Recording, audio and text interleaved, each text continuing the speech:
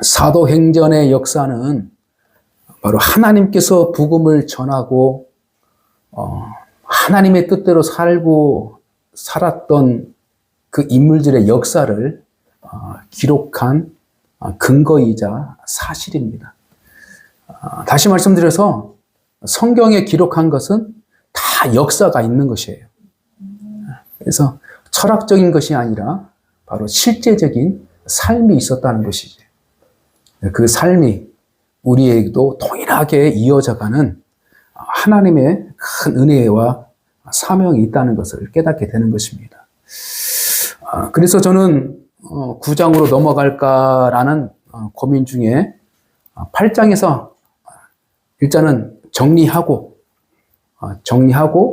그 다음에 마무리를 짓고 그 다음에 사울이 회개함으로 또 다른 하나님의 사역이 시작되는 그런 부분들을 보게 된다는 사실입니다.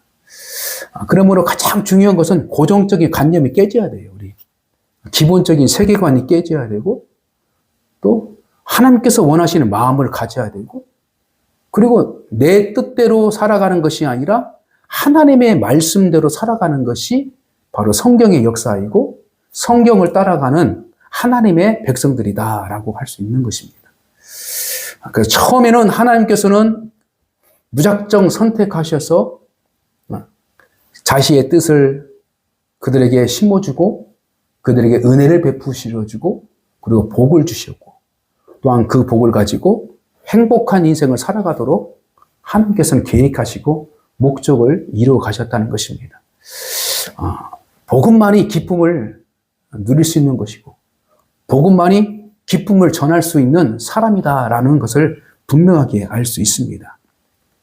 그래서 고민 중에 성경 말씀을 다시 한번 생각하면서 묵상하면서 몇 마디 짤막한 부분으로 정리하고 또한 기도하고 하나님께서 우리에게 주신 그 거룩한 메시지가 무엇인가라는 것을 깨닫는 귀한 시간 되시기를 주님의 이름으로 축복합니다. 저도 성경을 읽고 또 공부하고 또 읽고 또 전하고 또 성경대로 살아가는 그 과정 속에 있는 그러한 인생을 살아가지만 성경은 매일매일 그리고 시대적으로 다른 메시지를 던지고 있다는 사실을 알게 되는 것입니다. 그래서 약 두 가지의 관점이 필요해요. 하나는 하나님의 관점으로 하나님의 마음으로 성경을 읽어야 돼요. 하나님의 마음으로 성경을 읽을 때에 하나님의 마음을 깨닫게 되는 거예요. 하나님의 입장에서는 왜 이 말을 적어줬지? 하나님께서는 왜 이 사건을 성경에 기록해뒀지? 라는 부분 하나. 이것은 하나님께서 우리에게 던져주신 메시지입니다. 사명이에요, 사명. 그리고 이것은 이거에 대해서는 순종해야 돼요. 자, 두 번째는 사람의 입장에서 성경을 보는 거예요. 사랑의 입장에서 보는 것입니다.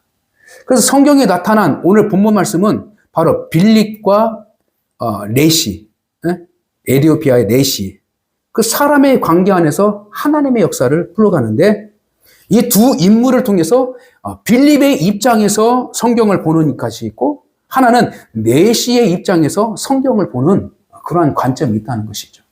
그래서 오전 예배에는 레시의 입장에서 좀 비중을 두고 성경을 바라보는 입장이었어요. 근데 이 사람의 입장에서 볼 때는 뭐냐면 하나님의 은혜를 관찰하는 것입니다. 사람의 입장으로서는 하나님의 은혜를 깨닫게 하신다는 것이죠.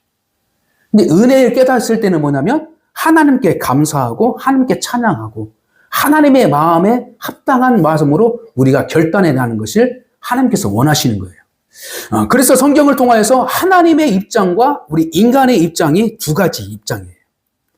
그래서 성경은 하나님의 입장과 인간의 입장에서 둘이 두 양 날개처럼 묶어 있어서 바로 하나님의 나라를 이루어가는 보편적인 사명이 하나씩 하나씩 세워지고 있다는 것을 볼 수 있습니다.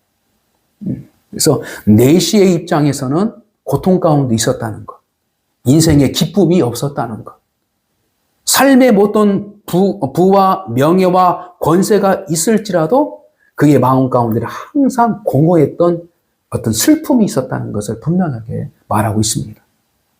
결과적으로 복음을 받아들이고 또 그 복음을 인하여 기뻐서 자기 나라로 갔다라고 하는 것이 오늘 내시의 입장입니다. 두 번째로는 빌립의 입장이에요. 빌립의 입장은 전도자의 입장입니다.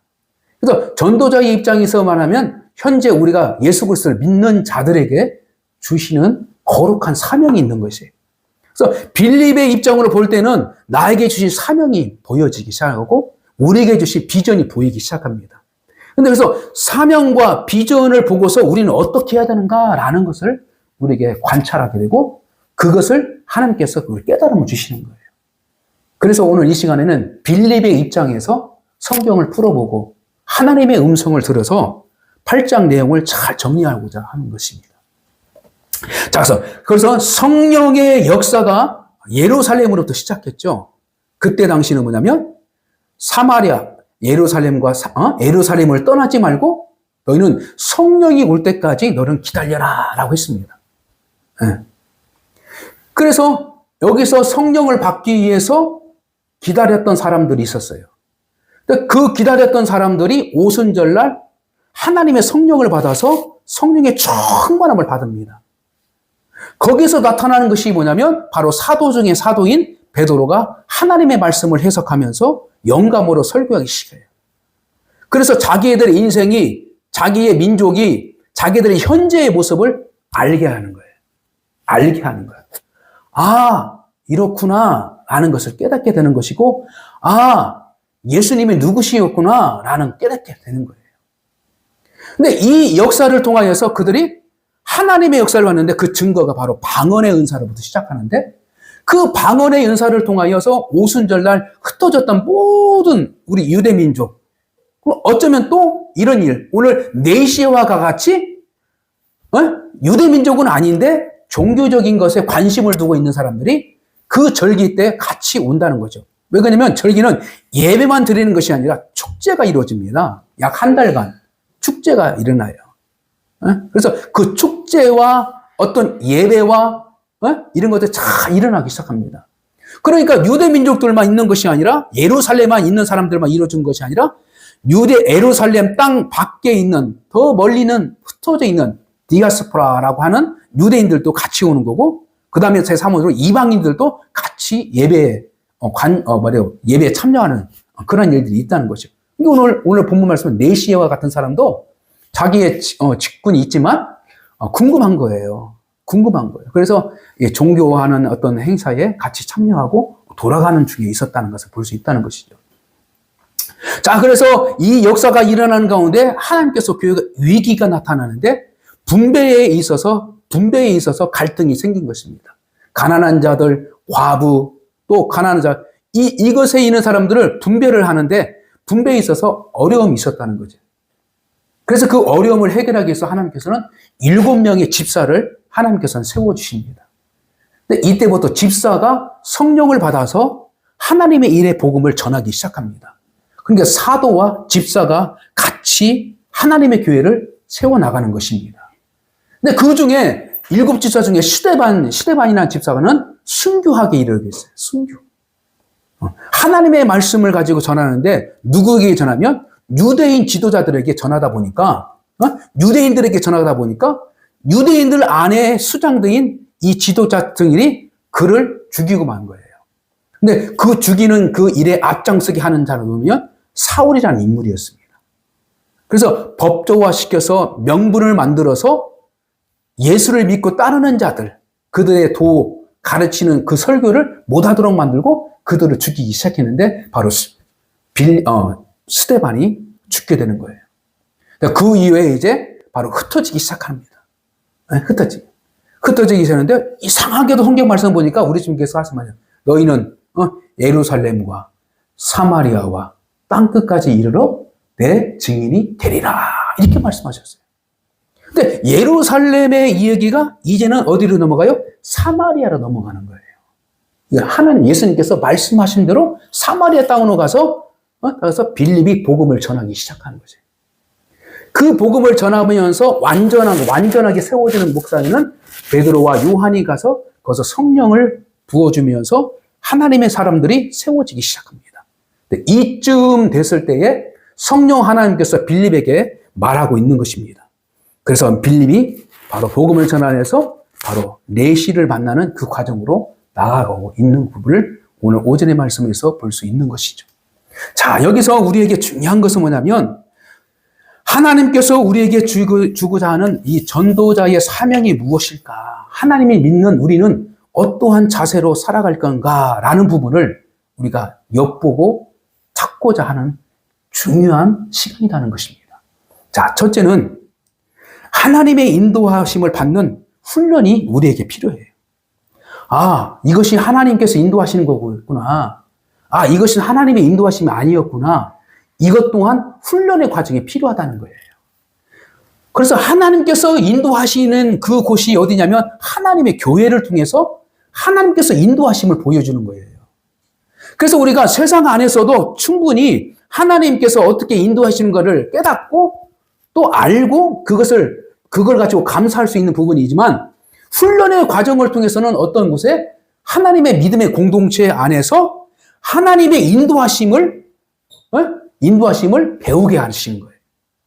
그래서 하나님의 믿음의 공동체를 통해서 하나님의 교회를 통하여서 하나님께서 우리를 어떻게 인도하고 있구나. 어떤 훈련의 과정을 통하고 있구나.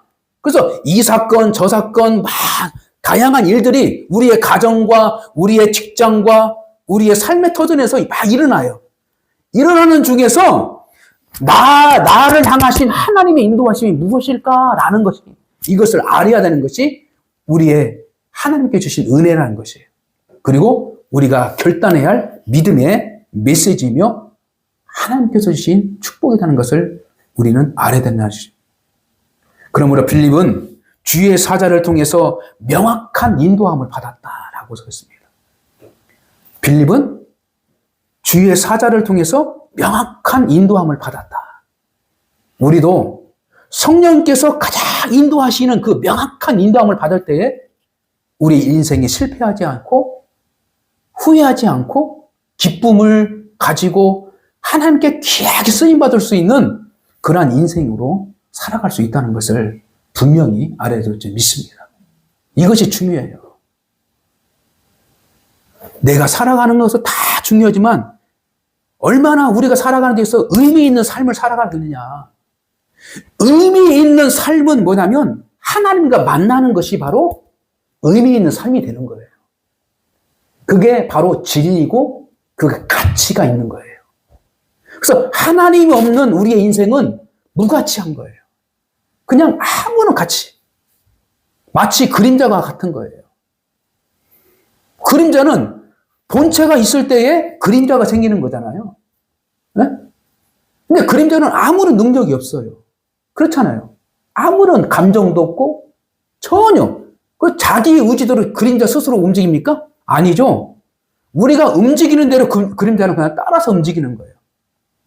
그러니까 하나님을 만나면 수동적인 삶이 아니라 적극적인 삶.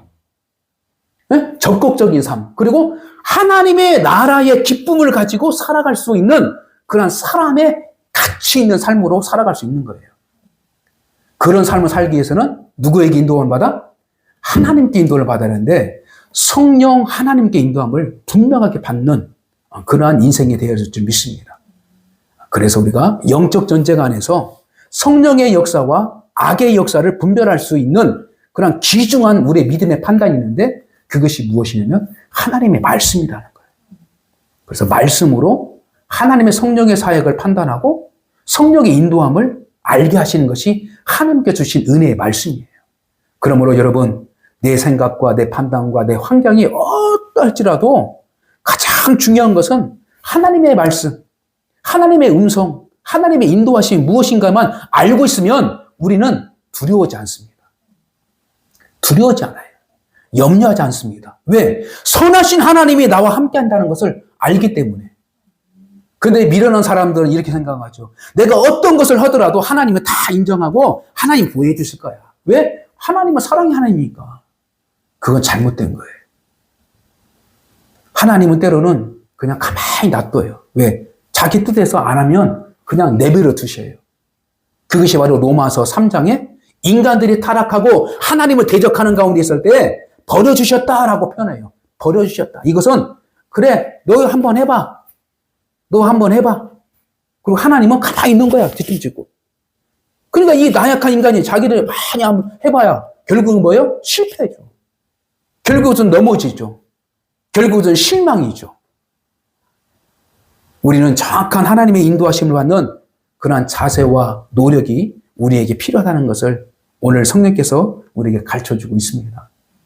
사랑하는 성도 여러분, 인도함을 받는 거룩한 성도가 되시기를 주님으로 축복합니다. 두 번째는 뭐냐면 만남의 기회를 놓치시면 안 돼요. 만남의 기회를. 근데 이 만남은 성령 하나님께서 목적을 두고 만나게 하시는 거예요. 할렐루야? 그래서 빌립은 사마리아에서 복음의 역사를 막 하니까, 역사하니까 기쁜 거죠. 자기도 기쁜 거예요. 야, 이제 하나님 역사가 일어나는구나. 막 일어나는 거. 그러니까 거기에 와 있으면 자기의 역사와 기적과 이적 안에서 하나님의 역사가 보이는 거예요. 그런데 어느 쯤 지나니까 성령 하나님께서 야, 빌립아, 너는 저 광야로 가라, 광야로. 광야로 가면 이 내시를 만날 거다. 그래서 이 빌립은 어쩔 수 없이 성령께서 그렇게 말씀하시니까, 갔으니까 갔어요. 갔는데 이 만남을 통하여서 예루살렘과 사마리아와 땅끝까지 이르는 그 역사적인 사건이 일어나는 거예요. 이방인을 바로 땅끝이라고 하라고요. 이방인을 땅끝이. 그래서 우리는 뭐냐면 하나님의 입장에서, 빌립의 입장에서 우리가 뭐냐면 우리는 어떤 만남을 귀중하게 여겨야 돼요. 할렐루야? 귀중하게 여기는데 어떻게 여겨요? 야, 이 사람을 왜 하나님께서 우리를 만나게 해주셨을까? 이거예요. 그냥 우리는 스쳐가는 사람도 많아요. 그렇죠? 스쳐가는 사람이 많아요. 그냥 차 안에서 만나는 사람도 있고, 기차 안에서 볼 수 있는 사람도 있고, 그냥 공공장소 가다가 보면 만날 수 있는 사람이 있고, 그러나 특별한 만남, 하나님의 공동체에서 만나면 하나님이 거룩한 목적이 있는 거예요. 특별한 목적이 있는 거예요. 그렇잖아요?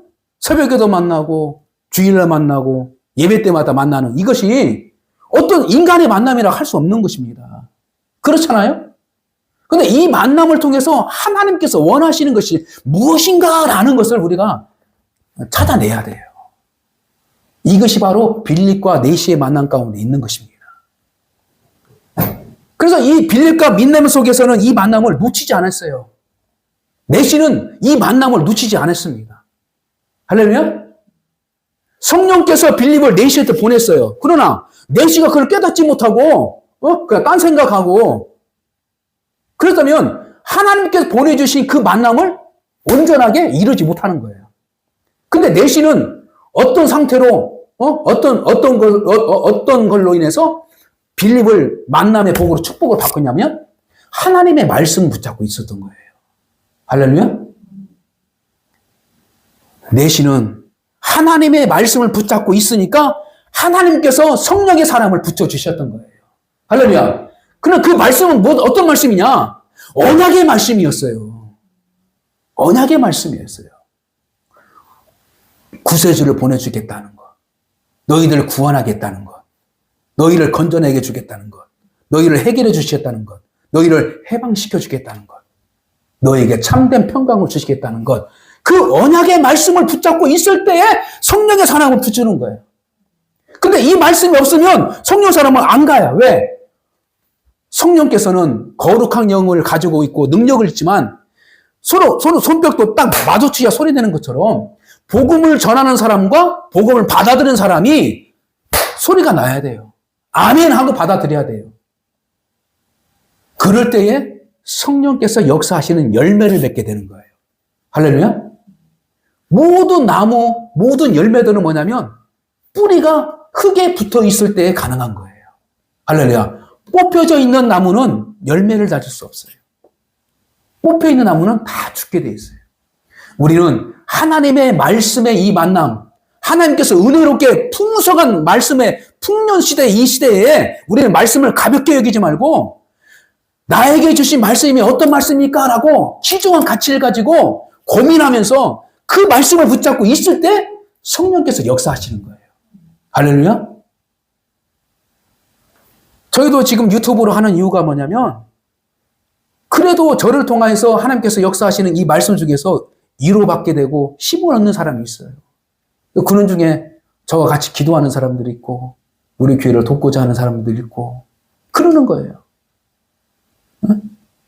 그래서 구독자도 하나씩 하나씩 올라가고 있는데, 중요한 것은 뭐냐면 그와 같이 하나님의 말씀이 풍성한 때예요. 지금 많습니다. 풍성해요.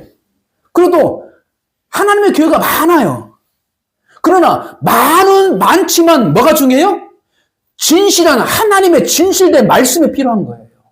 하나님의 말씀을 전하는 곳이 필요한 거예요. 하나님의 말씀이 많은 게 아니라 하나님께서 꼭 주고자 하는 말씀을 전하는 그런 메신저, 그 전도자가 필요한 거예요. 이게 필요한 겁니다. 그리고 이 땅에 교회가 많잖아요. 그렇잖아요. 그러나 그 많은 교회 중에서도 중요한 것은 뭐예요? 하나님이 기뻐하시는 교회. 할렐루야. 성령님이 함께하는 교회. 주님이 함께하는 교회를 하나님께서 원하시는 거예요. 이 기회라는 것입니다. 이 풍성한 기회. 아직도 북한에는 복음 전할 수도 없고, 그러잖아요. 잘못하면 죽잖아요. 그런 땅도 있는데, 우리 남한에는, 왜? 복음의 메시지가 풍성하고, 전도를 해도 전도해도 핍박을 당하지 않고, 이런 연관 속에서 중요한 것은 뭐예요? 하나님의 만남, 이 말씀의 만남, 성령의 사람의 만남, 복음 전하는 사람의 만남에 이 기회를 우리는 귀중하게 여겨서 하나님께서 왜 이런 역사를 주셨는가? 왜 이런 사람을 만나게 주셨는가? 그래서 그 만남을 기회를 놓치지 말고 결국에는 어떻게 역사요? 자기의 인생의 문제, 영혼의 문제를 해결을 받을 수 있는 그 기회를 하나님께서는 주신 줄 믿습니다.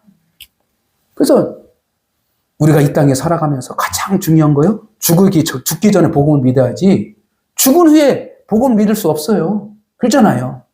우리가 살아있을 때 하나님의 복음을 받아들이는 것처럼, 또한 우리가 살아가 있을 때 귀중한 만남을 우리가 귀중하게 여긴 가치는 뭐냐면 하나님께서 엮어주시기 때문에 귀중하게 여기고 가볍게 여기지 말고, 또한 사람을 해서 너무 무시하지 말고 또 경솔하게 여기지 말고, 그래서 이 만남을 하나님께서 만나주신 것을 위해서 하나님께서 원하시는 귀한 사명과 그 빛이 무엇인가 라는 것을, 그 기회를 놓치지 않는 그런 믿음의 자세가 필요함을 오늘 본문 말씀을 통해서 던져주고 있다는 사실입니다. 그리고 마지막으로 뭐냐면 즉각적으로 순종하는 것이 필요해요. 할렐루야. 성령 하나님께서 빌립에게 말을 하니까 미루지 않았다는 거예요. 자기의 주장을 내세우지 않았다는 거예요. 하나님이 말씀하셨다면 즉각적으로 순종하는 것이 축복이라는 것입니다. 할렐루야. 그래서 하나님의 말씀을 가지고 가면 되는 거예요. 가면 하나님께서 여호와 이레 다 준비되어 있어. 근데 우리 인간의 감정과 우리 인간의 생각과 우리 마음과 이 연약한 것 때문에 이 생각도 하고 저거 생각도 하다 보면 제대로 하지 못해. 그러나 하나님의 말씀을 붙잡고 순종하는 가면 하나님께서 이미 다 일을 해주세요. 할렐루야. 그래서 우리가 순종하는 마음만 가져도 하나님은 환경을 이미 다 바꿔주시고 그 환경을 통해서 하나님의 영광을 이룰 수 있는 그러한 역사를 만들어주시고 있다는 사실을 우리는 이 복음의 메시지를 통해서 알게 되는 것입니다. 결론입니다. 우리가 복음을 전하는 자의 특별한 우리의 믿음의 자질들이 필요하다는 것을 분명하게 말하고 있습니다. 자질은 뭐예요? 하나님의 인도하심을 받는 것이 무엇일까라고 하는 것을 알고자 하는 훈련이 필요합니다.